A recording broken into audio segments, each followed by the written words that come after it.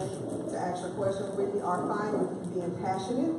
However, we do not want you to attack a candidate or be rude. So please remember that, and remember that we are in the church, so God's watching.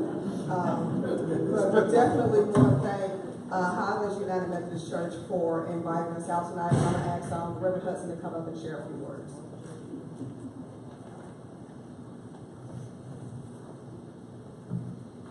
No worries, no sermon. My name is Micah Hudson, and on behalf of the congregation here at Highlands, I want to welcome you to our church.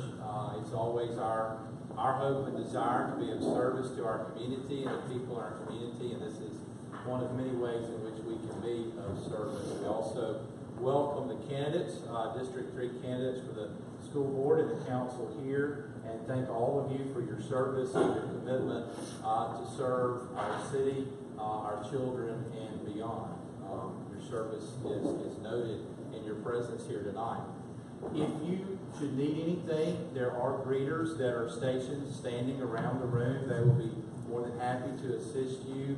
The restrooms, if you go through those doors, walk down a short hallway and take a right at the restrooms, you'll see the restroom sign there. But we're certainly glad to be with you tonight, and thank you for being here.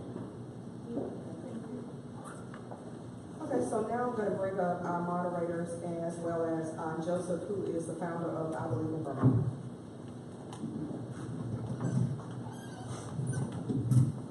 Good evening, everyone. I'd like to thank you for all coming out this evening. It shows that you're passionate about this community and care about the direction of where we're going.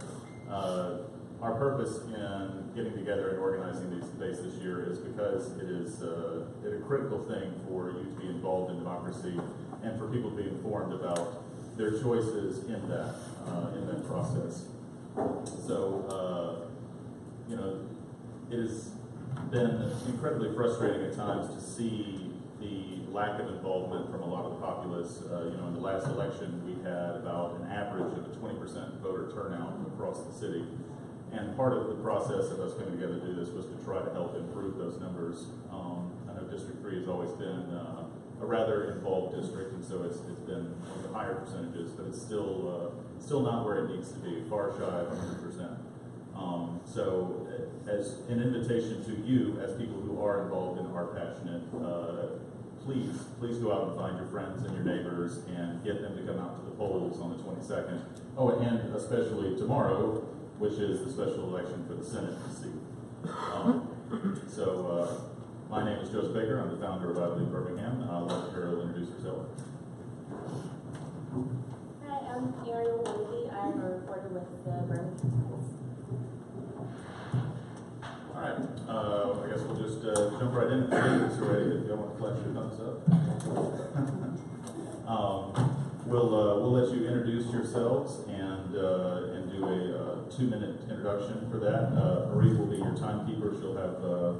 She'll flash a thing when you've got 30 seconds left on your time, and then you stop when your 2 minutes is up. So introduce yourselves, why you're running, and what you hope to accomplish if you are elected. Thank you. Well, thank you all for hosting this. It's a wonderful opportunity. This church is so beautiful and a great community presence, and I Believe in Birmingham is a wonderful organization. We're excited to be here. So my name is Mary Bohm. I'm running for the School Board District 3. And why am I running? Well, I'm deeply burdened by the situation in the Birmingham Public Schools. I'm angry, sad, frustrated. We don't have a candidate that is running in this district. And so it's an open seat, and I felt like I had the experience and leadership that could be brought to bear on some of the challenges that we're facing. So what do I hope to accomplish? I think there are 3 things that are the biggest issues here. We need to reverse the widespread academic failure of our schools. That's the most important thing. I don't know if you know, but 5% of the junior class in Birmingham City Schools this year on the ACT were proficient in math. That's 5%. 95% were not. And the average ACT in Birmingham City Schools is 15. So, and the average ACT to get into Auburn is 26. So those 2 things just can't go together. I want to stop the constant leadership change. We need a board that will support our superintendent. One of the reasons we have this problem is because of the leadership changes we've had. I think that I have had experience working with boards and knowing how to support them and can bring that to bear. And finally, I want to correct the misuse of the administrative dollars that we have. Too much money spent on a bloated administration and not enough for our classrooms. So that is what I hope to accomplish. Good evening, ladies and gentlemen. I'm Dr. Larry Contry. I'm also a candidate for the District 3 School Board seat. And it's just a pleasure to be with you tonight, and we appreciate the opportunity to come and speak with the community. You asked to start with the question of why are you running for the school board? And that's a question that's been asked in many situations I've been in during the campaign. Most of you know that I just retired with 50 continuous years service with the Birmingham school system. I'm a product of the school system, and the different positions I've held while in the school system range from teacher all the way to interim superintendent for the last 9 months that I served. You know, in life we all want to do certain things, and we hope that we get to do them. And one of the things I always wanted to do in my later years of administration was to serve on the Birmingham Board of Education, to do what's right for children in Birmingham. For after all, that's our focal point, are the children. 4 years ago, when the election came up, I had planned to retire. I had a conversation with Brian Giortina, who you know is currently seated in District 3. Brian said, I've decided to run again, Larry. I said, well, fine, I'll just continue with my job and contemplate running in the next election if you choose not to. It came up, Brian notified me he was not going to run, so therefore I decided the time is right. I retired on July 1. I decided to run because I do feel that having served in all the capacities that I've served in the school district, I am truly, and it often been said, a servant leader. I believe our focal point has to be the children in this district. I say that for the third time. What do I hope to accomplish? I hope to bring about collegiality on that school board, because we all know the current school board is just as fractious as our city council, and all due respect to you, Councilor Abbott. That's number one. Number two, I want to be sure that the revenue is spent where it should be spent, and that's on classroom teachers and in the classroom and for the children. For after all, that's how we'll raise scores. And I want to provide a nurturing, safe, and secure environment for every one of the 43 schools in this district. Because, ladies and gentlemen, last year we lost 731 children in Birmingham City, and the bleeding must stop.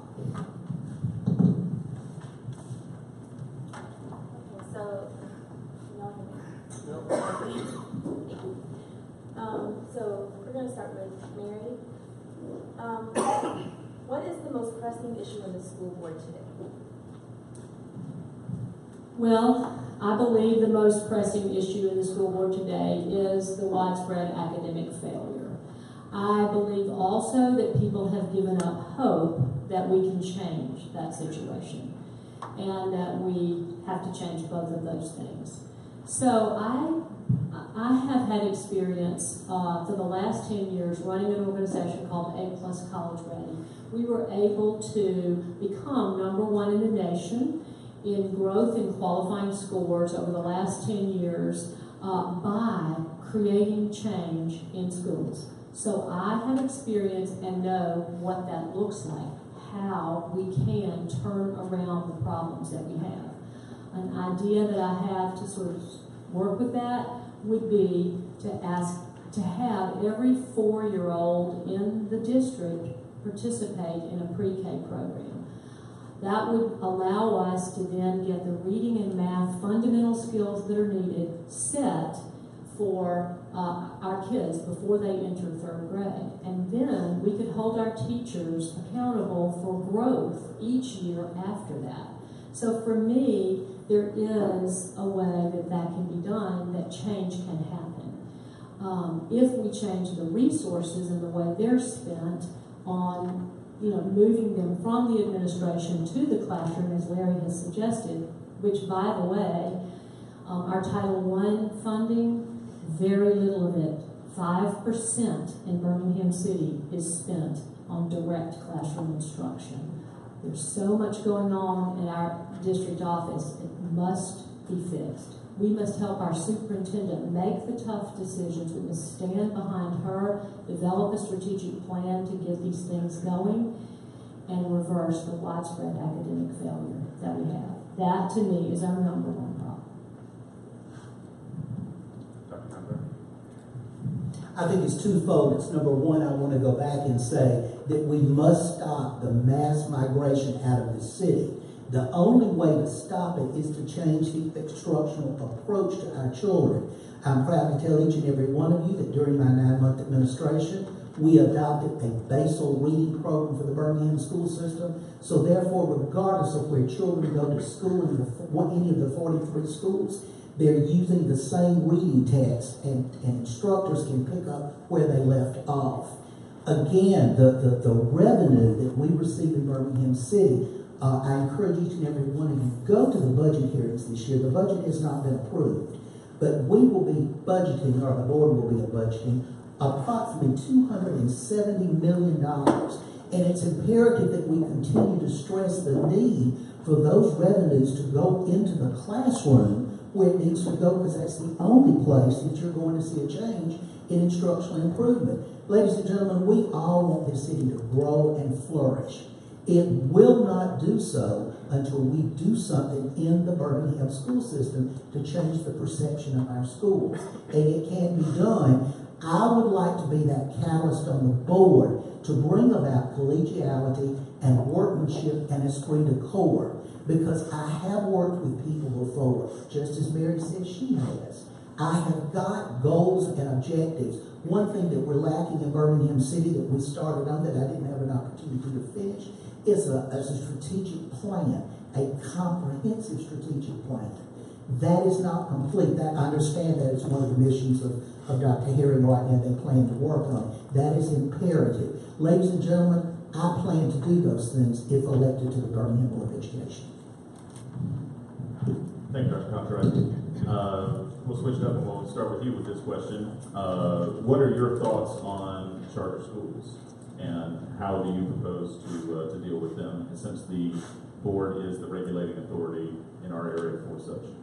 I think those of you that know me from long ago, my stand has always been, I've always been and will always be an advocate of public education. I have never endorsed charter schools, because for every child that we lose to charter schools, it's revenue lost to the Birmingham school system. With the loss of revenue, we lose teachers. With the loss of teachers, our classes grow larger.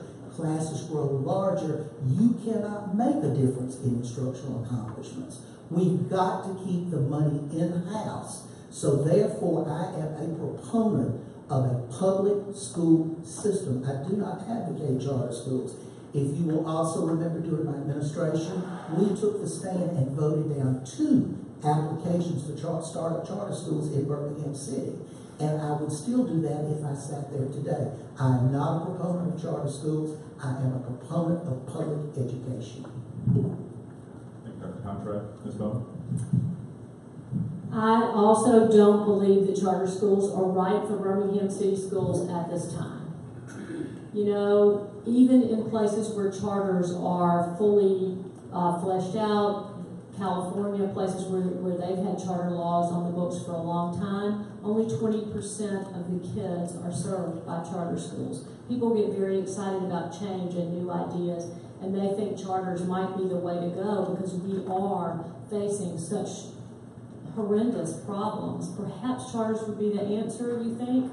But then you realize only really 20% of the kids are going to be served. Our problems are across the board. Every school, every child needs support. We can't have programs that only support just a few of our kids. So I agree, our public schools and all the students in our public schools need to be our focus. Now, charter schools are here. They are a part of life in Alabama, and they're a part of life across this nation. So we are going to need to be prepared. I understand Birmingham Schools is an authorizer. I don't know a lot about how that works, so I'll be curious as a board member to see what comes our way. But I do not support Birmingham City Schools having charter schools at this time. I want this board to focus wholesalely on change and improvement across the board for all our kids. We're going to start with you this time. How do you propose to better communicate with parents in your district? Well, I think that I would go back to having a focus on the strategic plan that the board and the superintendent, very key, that the superintendent and the board work together to develop a comprehensive strategic plan. Then it will be up to the board to involve first the parents in getting engaged on what we as a body agree are the key focus areas that our school needs to address. And then beyond our parents, we want community partners and leaders to also come on board. I think the Birmingham City Schools has not been good to this point in engaging partners really holistically around a vision that is everybody agrees on. So if we can have a broad vision embraced by all, the board's role would be to reach out to parents, to reach out to community leaders, to reach out to the state, to reach out to corporations and others that care about improving education and getting that done, with parents being the first of those. And of course the PTA and other parent organizations would be the other way, that they would be the primary vehicle for which we do that work with parents. Currently in Birmingham City, we have a very viable parent education department, which is headed up by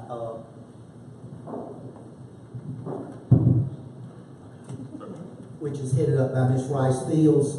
Now, she is only a party of one because as a byproduct of the state takeover in 2014, her department was declined considerably as far as personnel go.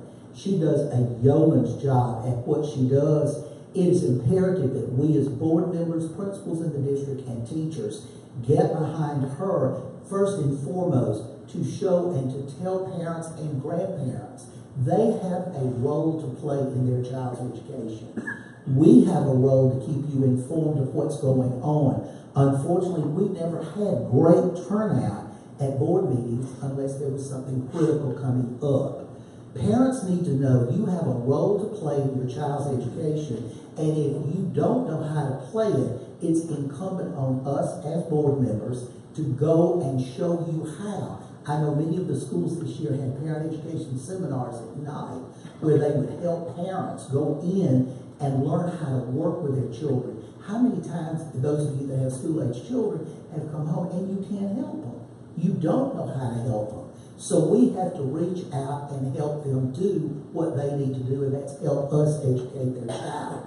We would have a responsibility to go to district neighborhood meetings. If you're not going to come to us, we're going to come to you and tell you exactly what's going on in our district, because contrary to popular belief, if we don't have your support, we will not succeed, and I don't like to fail. Thank you, Mr. Contract. We'll start with you for this one. Given that in the past, Birmingham's school boards have had, the individual elected ones have had frequent conflicts and diversities of opinions that go above and beyond the usual. What will you do to help build a stronger, more cohesive board? Well, first and foremost, you've got to be a good listener. You've got to be a servant leader. You've got to be willing to know when to fight and when not to fight. But you don't fight publicly, ladies and gentlemen. You've got to sit down as professionals, discuss your differences. We're all human. We're never going to agree on everything. That's just human nature. And I think that's one of the flaws the current board has had continuously when they brought their disagreements out in the public. And to my friends in the news media that are here tonight, you know, positive things don't sell newspapers. It's the negative that sells. So I would go in and try to be a peacemaker, bring about esprit de corps amongst that board, and show respect for each and every person I would work with, because after all, those recommendations that always come from the superintendent, they never come from the board members. You are the ones that have to either vote them up or vote them down. And that's what I used to tell the board when I served as interim. I will bring a recommendation to you. You vote it up, you vote it down. If you vote it down, we're going to move on. Because obviously we cannot agree to disagree.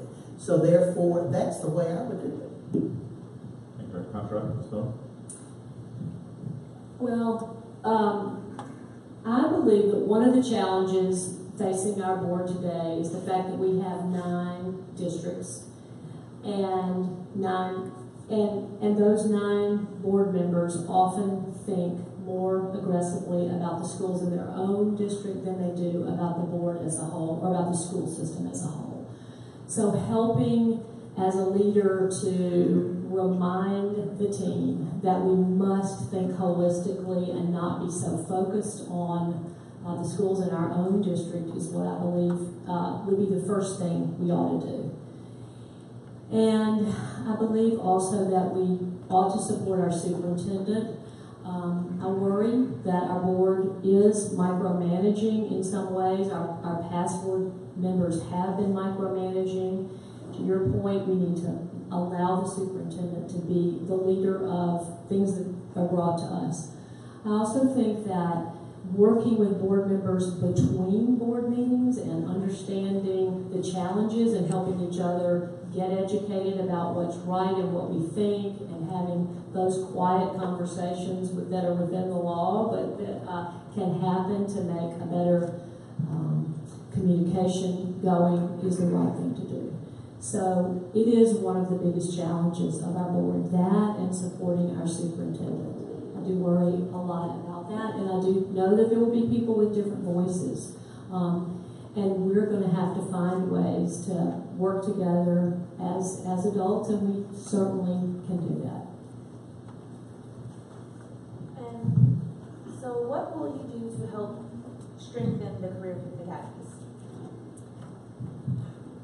Well, my feeling is that the career academies are not at all what they need to be right now. There are not academic goals set for our career academies. The engineering academy, for example, is not in a place to provide really quality candidates to the School of Engineering because the courses offered within the academies are not at the level they need to be. So even students who decide they want to go to work right after graduation do need to have high levels of academics under their belt to do the jobs in today's economy. They just can't do it, can't be successful in today's economy with the kind of lower level skills that would be adequate in the past. So I'm hoping that academic strengthening can happen within our academies. Certainly our corporations need to be more deeply involved in our universities in what goes on at the academies. And I think that the partnership has been not as strong as it needs to be. It's more lip service than real in terms of the true connections and communications between the various industries and the academies. So that must change. And part of that has been, I think, the Birmingham City Schools not really asking for the kind of help they need from the community at large. Your career, each of your 7 high schools in Birmingham have a minimum of 1 career academy. Some of them have 2, some of them have 3. They came about as a cry, I call it, from the community to give our students another avenue to pursue, because we know the job market for many of our young people is the answer.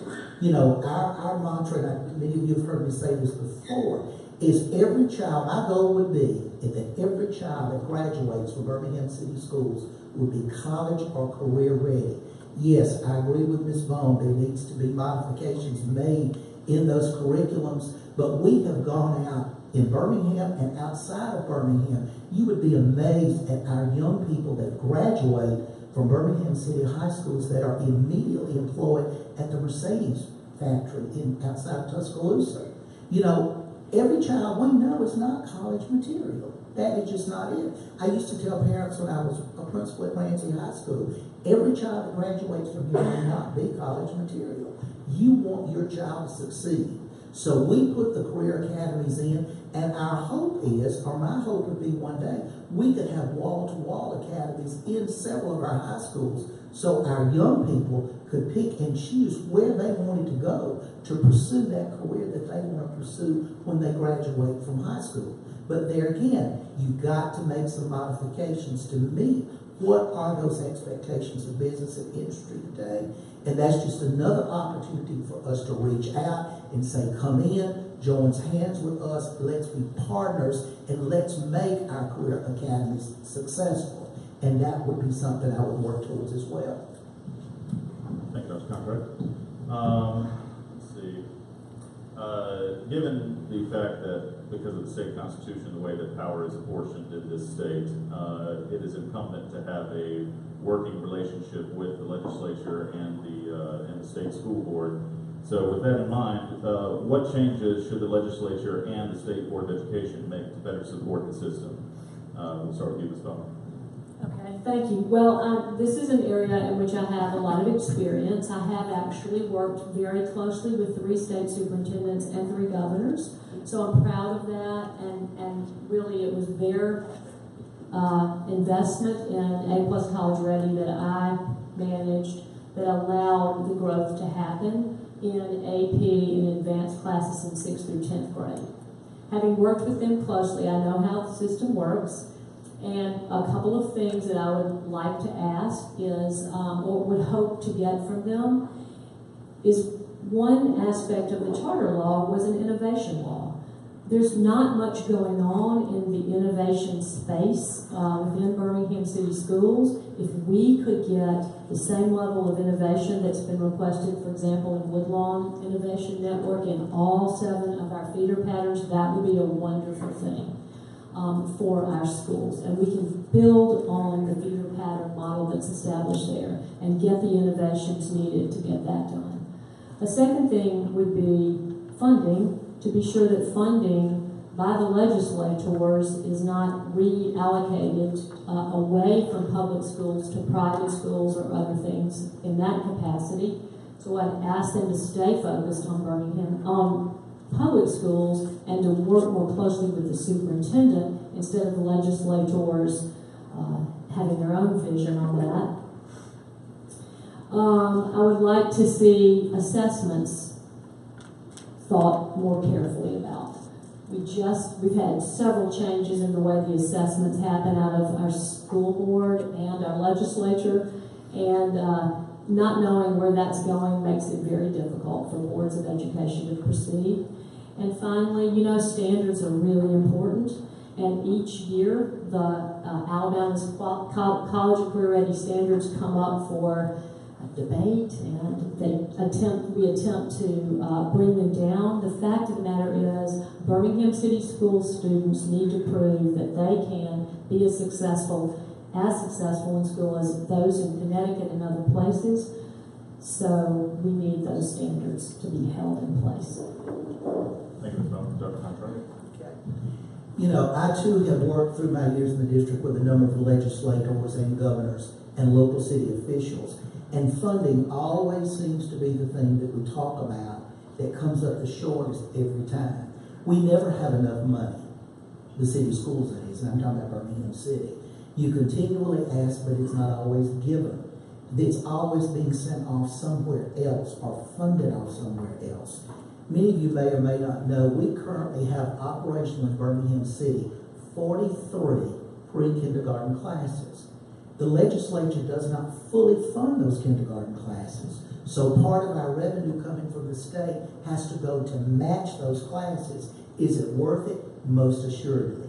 Because we know the earlier we get children and put them in a structured, organized, focused curriculum, the better they're going to do as they move up through the grades, and the results will be seen. That's number one. I think we need to ask for funding, full funding of our pre-K classes. Number two, when they calculate our average daily attendance, which gives us our teacher units for the next year, pre-K doesn't count. You don't get any credit for those children whatsoever. And in Birmingham City, we have this past year, we had 431 children in Birmingham City that could not be served because we had nowhere to put them. There were no classrooms and there were no places to expand. The sad part of it is this year, Head Start is not housing 4-year-old classes. So where are they going to go? We do not want those children to stay at home. So funding is critical. We need to go to the city. We need additional funding. All of you have seen the figures in the paper. They don't give Birmingham City near what they need to, and I could go into it, but I'm running out of time. So funding is critical here from the state and the local level. Dr. Contra, we're going to start back with you. Okay. What changes or improvements would you like to be seeing made in the budget? Well, in the budget, I think what you've got to do is both of us have said continuously, you've got to take that budget and critically look at it. It's got to be, everybody's got to be held accountable for it. And the bulk of that has got to go to the classroom teacher for materials and supplies and technology, all those things that help to build a rich curriculum that's going to help you show growth in Birmingham City. You cannot continue to have, as the news media calls it, inflated salaries at the school board and additional positions that are not needed. You've just got to change your focus. The board has to change their focus, working collaboratively with the superintendent to bring about those changes so the bulk of revenue goes where we want it to go, and we will see the greatest bang for the buck, and that would be to the classrooms of the 43 schools for the 24,000 children in this school district. Well, I concur with that.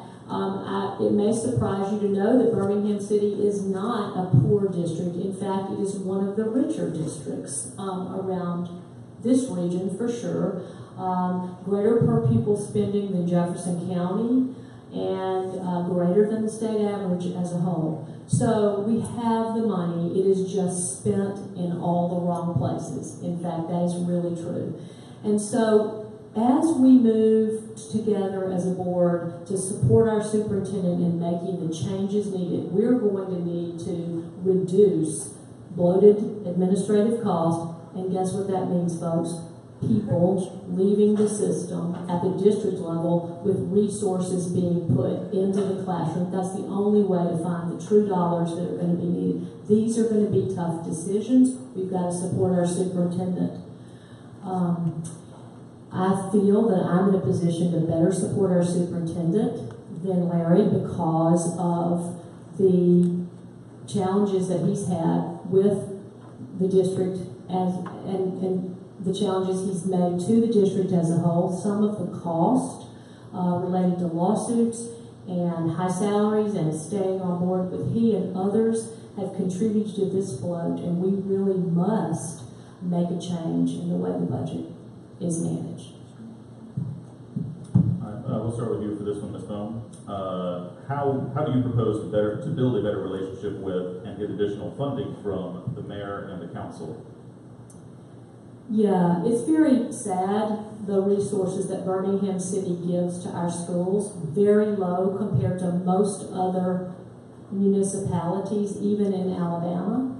I've not seen an interest in greater resources coming to our schools from most of the folks who are in our system today. That is sad and incomprehensible, except that perhaps the belief is that the monies there would not be well spent.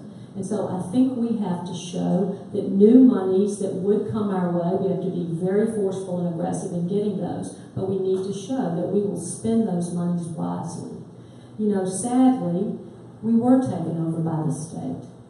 And that was perhaps a time when we actually used money more wisely than we have. It's sad that we had to be taken over to have those resources put aside that needed to be used in different ways.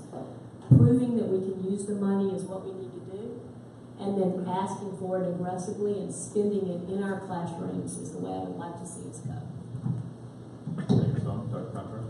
Okay, and during my various positions with the school board, I have a very close working relationship with the mayor and the city council and legislators.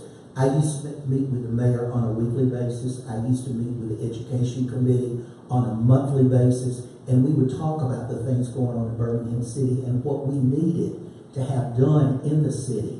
Many of you may or may not know there was a proposed $1 million allocation that was to go to the city schools for the purchase of the basal reader that I alluded to earlier. And that was never done. And to my knowledge, that money has not come to the Birmingham City Schools, nor has it gone to the Birmingham Library Association. It's still sitting in the budget allocated to no one, is my understanding.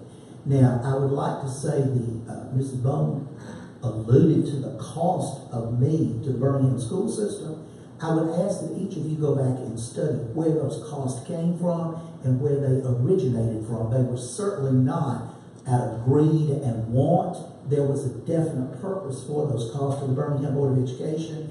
And when I was asked to follow the previous superintendent, I did not set my salary. The Birmingham Board of Education said. So therefore, everything that has been paid Dr. Contra through the years is legitimate, I can assure you. Dr. Contra, we'll start with you this way. What new programs or initiatives do you think should be added to the school system for students? Well, we are currently working, as I said, on the basal reading program. It is certainly not implemented in its entirety. It's in the infancy. There are programs there. We are looking at, I know as I alluded to earlier, the career academies, expanding those curriculums. Each program in every school, as both candidates have alluded to, have got to be evaluated and changes made. And the best way to know what changes need to be made are the persons who are trying to implement them. Too many decisions were made at the district level and handed down rather than at the root level, and everybody be part of that decision making. So I would say the reading is the big thing, reading and math, because that's where we're grossly deficit in Birmingham City. Well, I'm very proud of something I've done that I'd like to see brought to Birmingham City Schools. We at A+ College Ready brought a computer science initiative to 100 teachers throughout the state of Alabama and about 1,000 kids, and brought a truly rigorous academic computer science course. Obviously, this needs to be a place where our students get more learning. It's as relevant to their lives as biology and other things are, and we're not addressing it, so that's something very important I'd like to see added to all schools across the state. And I go back to the need for academic rigor. The average ACT in 6 of our 7 schools is 14 to 14 and a half. Ramsey brings that number up because it's a little better. Y'all, this is not acceptable. We must have stronger academics and adherence to the standards. We must hold our teachers and ourselves and the board and the principals accountable for change within our academics, with strengthening the possibilities for our children. That must be the key. It's not out of reach to expect that a teacher gets a year's worth of growth out of most of the kids in her classroom, if not every student, and that we expect academic growth and manage to it and give our teachers every resource, every equipment, every bit of technology they need in the classroom, every amount of PD they need to get this job done. Thank you, Ms. Bowman. All right, well, that's the questions that we have, but we know that you probably have questions, so we're going to open it up to the audience. We'll ask you to keep a couple of things in mind. Please make your questions for both candidates and try not to make any antagonistic questions towards any one candidate. And speak up so everyone can hear you, please. We'll start, this gentleman got in first, we'll get you, and then we'll go with you. Both of you mentioned loaded administrators. I've heard that through the years. It's always every election, but nothing seems to get done. Now, I'm asking both of you, what would you cut Because you want them to add things and add things. Now, what are you going to cut? Because otherwise you can't do it. Pretty simple. Well, it is a fact that came out during the state takeover, that the bloated administration came in the fact that there were 6 times as many administrators at that time in Birmingham City Schools as there were in other school districts around us. We took care of some of that, but not all of it, and quite honestly, it's been creeping up, even as late as last year, when Larry was in charge of the things of our district, so that principals who weren't deemed adequate to teach or be principals in schools were then brought on to the staff at the central office. I know of several myself. Those folks, when they are not deemed acceptable to do the job we've hired them for, need to be let go. That must be what we do. This is not going to be fun or happy for anybody, and we must support our superintendent in making those changes. I do think that there is an audit going on right now about who's there and what jobs they need to be done. We need to wait that out and see what that looks like, and then help support the changes that are recommended instead of always fighting them. We must make those changes. You're absolutely right. And sir, when you talk about bloated administration, you do realize that that is not a decision of a school board member. Those recommendations have to come from the superintendent, but there has to be a discussion amongst board members and the superintendent of what you perceive as bloated administration. Ms. Bowman alludes to something that happened during my administration. I would remind her in the audience, those persons were tenured principals under contract. None of them had due process or given reasons for termination. They had to be placed somewhere in the district until their contract either expired or there were reasons to terminate, and the places they were placed were done by approval of the board, where, in my opinion, they would be the most effective. Dr. Harry is the new superintendent. The people she alludes to have been placed in principalships for this school year. So obviously they must not be that bad if the new administration decided to make them principals. Sir, you have a question? Yeah, you've both had long careers in public service. If you could point to one accomplishment in your career that you think has had the greatest positive impact on students in Birmingham or elsewhere, what would that be? Start with you, Dr. Conrad. I could mention two, but you only gave me one. During my 9-month administration, I led the campaign where the citizens of this city renewed the $3 million tax renewal, which goes to the city schools, and without it, we would be in big trouble. That would be the one thing that would stand out to me. I guess I'd talk about my work at A+ College Ready, which over the last 10 years has led us to be #1, as I mentioned. That work involved working directly and specifically with 171 high schools and their feeder middle schools, working at every level of the administration, superintendents, principals, teachers, mostly teachers, in creating change. And watching the change happen where students and teachers both taught at levels that they did not deem, that they never knew they could reach the levels of height that they got to, is the greatest accomplishment that I've had. With that, we were able to raise $30 million, so I have some experience doing that, and worked with state superintendents, governors, and local superintendents to get that done. So the experience I have and leadership in doing that, I think will serve me well in serving Birmingham City Schools. My question is actually twofold. One, I'm a licensed social worker for the state, and I do work within all Birmingham City Schools. My question is this: one, their competency requirements for academics. Most of our students are either have mental illnesses, have learning disabilities, and are not able to function in a regular classroom. Second question is that with Evans Law that was just that Governor Bentley signed into law on June 2015, where K-12 is supposed to have child sexual abuse classes at age-appropriate level. They were just awarded July 1st, $400 million when the students succeeded at to implement Erin's Law, which is supposed to be implemented this school year. And along with that, an $803,000 grant they received for children at risk in the Birmingham City schools, which would require that they could use it for social workers. In saying that, do you believe social workers should be put back in the school systems? Because they're the only ones that can identify, mental illness, sexual abuse, and learning disabilities. Is that something that the Board of Education would try to implement in the future, near future? I could only speak for myself, but most assuredly, I would endorse social workers in every schools. They're very difficult to find. I equate social workers to math teachers. They're like hen's teeth. You can't find them, but I think they are pertinent. Ma'am?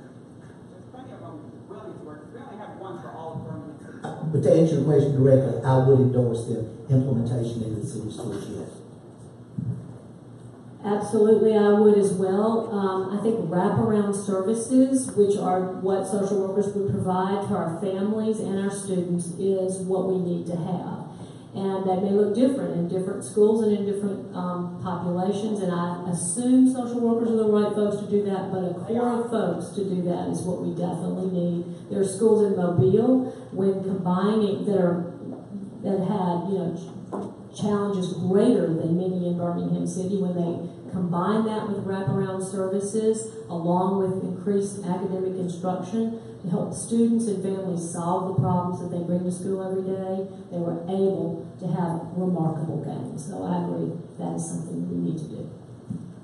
We're running out of time for this portion of our debate, so we're going to take one more question. Mr. Dickerson, I think you have your hand up. Last year, the papers reported 13 city schools failed reading and math. The year before, 18 schools failed reading and math. Numbers suggest that 22% of the population here is illiterate. I would like to know, what will you do to help our children learn how to read? And it seems to me it's not only our children, but also we have to address the ability that our parents cannot read. Ms. Bell? Well, I'll start with that. I definitely believe that adding a pre-K program for every 4-year-old in the state is the right thing to do. The research I've shown says that we only need 100 classrooms to get that done. Not certain about those numbers, but if we did that, it would be taking it from the 40-something we have now to 100. It's very doable. We need to give our kids an extra year of time focused on getting those reading and math skills and fundamentals that they need. I don't know what to do about parents that are undereducated and need help with that. I am a little reluctant for the school system to take that on. I believe we better stay focused on the kids. I think that using resources for parents, the possibilities for that to run amok could be very great. So I would imagine that we might need to stay focused on the kids with our funds. I think as far as parents go, some help is better than no help at all. And I go back to the parent education component. You have got business and industries that will help you. We have schools right now that are doing nighttime teach and learn seminars for parents who wish to come, not just to help their children, but to help themselves. I've never been an advocate of a GED, and we have a wonderful dropout prevention program where we have brought people who have dropped out of school back in to get their high school diploma, because ladies and gentlemen, you know a GED is nothing today and gets you nowhere. So we want our people to have a diploma, but we've got to focus on those parents who can't help their children, and that is a real challenge. I agree with Mary. Our focus, both of our focus, will be on the children, though. That's what the statistical data people look at. We'll get one more. Make it quick, yeah, go for it. I appreciate your talking about unacceptable aspects, test scores, the way budget's allocated. And Birmingham has been frustrating with the school system for a long time. Could either of you point toward a community, a school system that has been in any way similar to Birmingham and turned it around and been a model that Birmingham can look to and say, they did it, here are some of the things they did, and here are some steps we might want to consider as we, I mean, has anybody done it? Well, I'll start with that. I have spent a lot of time in Huntsville City School Systems, and in fact, they have done some things that are interesting, as have several other urban districts in the state of Alabama. And one of the things they've done is find ways to be racially diverse, keep their white kids in the system, something Birmingham City has not been able to do. Another great district for me is Maryland, who has very high AP as a North Star that they focus on. And what they did too is redirect monies that went to the most challenged schools to bring them up to par, and kind of had an uneven system of allocations within that district to try to bring some schools that were further behind than others. So those are two examples that come immediately to my mind. And then there's some other independent small cases of schools that have done really great jobs, but districts as a whole are a little harder to point to, I think.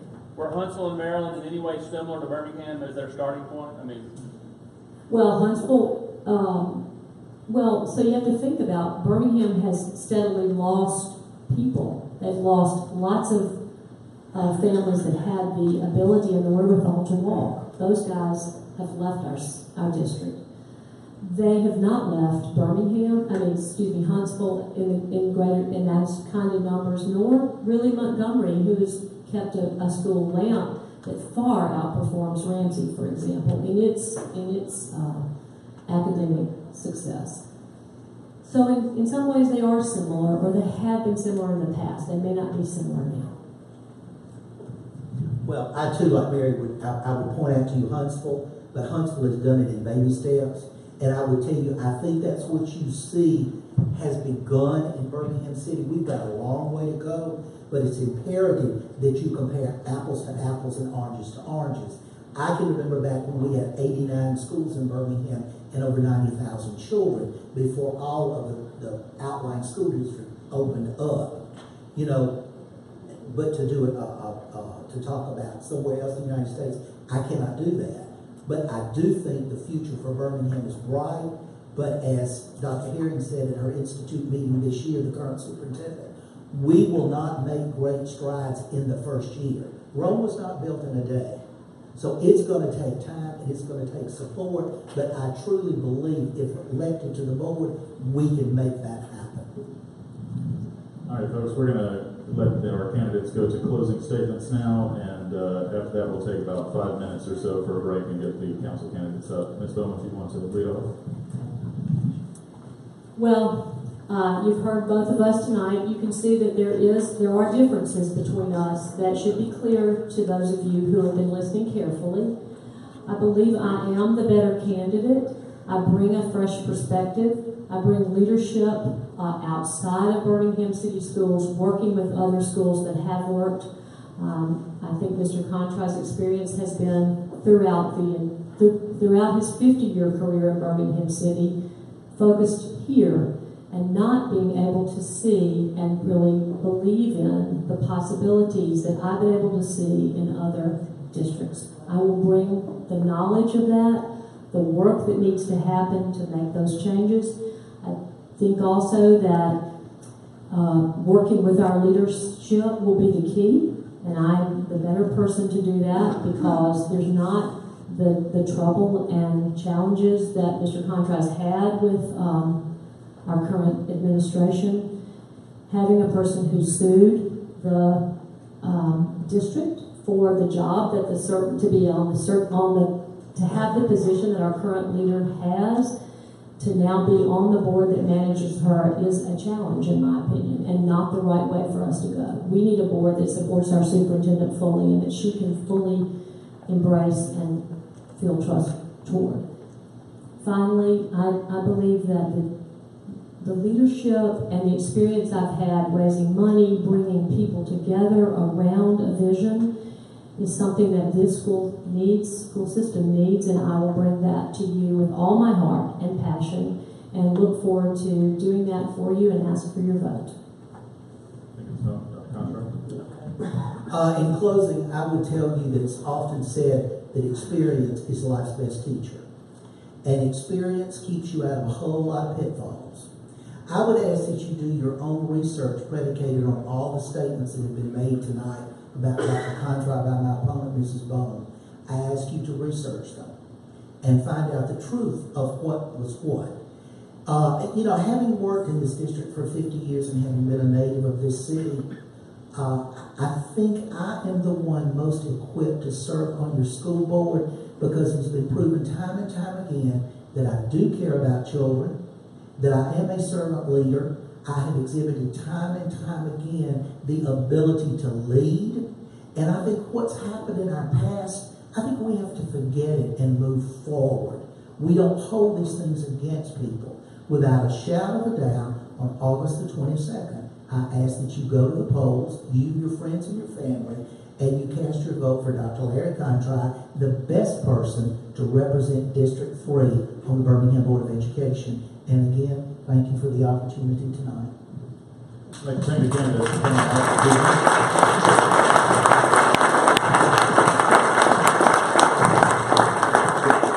We're going to take about 5 minutes to get reset if the council candidates would make their way to the front.